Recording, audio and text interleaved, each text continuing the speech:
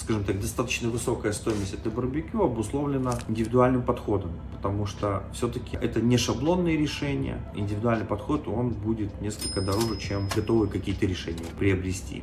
Поэтому приходится выбирать какие-то варианты. Я хочу отметить, что мои усилия были потрачены не зря.